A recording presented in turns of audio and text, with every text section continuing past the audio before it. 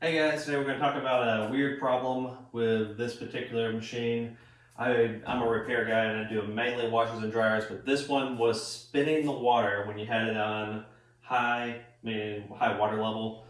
When it come up all the way to the top, it would spin the water in one direction and sling it over the edge. So it was overflowing for the customer. They thought it was overflowing after it was in agitation for a little while, which was pretty confusing because it's a lockdown lid and no one really knows what's going on. So I figured I'd not actually seen this particular problem before, and at least not that I realized, but I thought it was going to be the transmission. So I had another transmission. I put another transmission in it just because I had one. It was extremely difficult to do. There's a couple videos online where I'll show you how to swap out a transmission on these particular kind of machines. Issue is they're showing you on a brand new machine. This one was slightly rusted in, involved hammers and getting it off there and then putting everything back together. So the answer was not the transmission. And the reason I thought it was the transmission is because some Maytags had a little brake system that was in the transmission, so it would do a half turn and then brake and then half turn and brake. And the drum would spin one way and the agitator would spin the other, which is similar to what this machine does. But this machine does that by turning the motor one way and then reversing the motor, turning the motor one way, reversing the motor.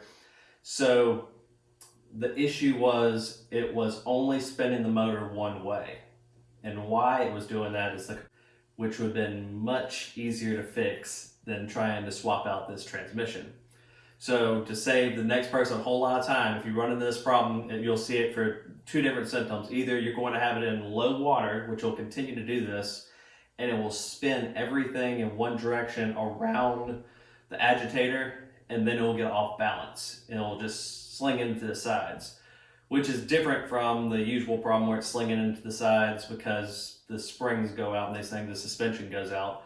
This problem will be interesting. When you open it up, you'll realize everything's wrapped around the agitator and low, and then sometimes you bring it to high, it will spin the water out of the drum because it's spinning in one direction. The vortex just gets higher and higher and flows over the edge.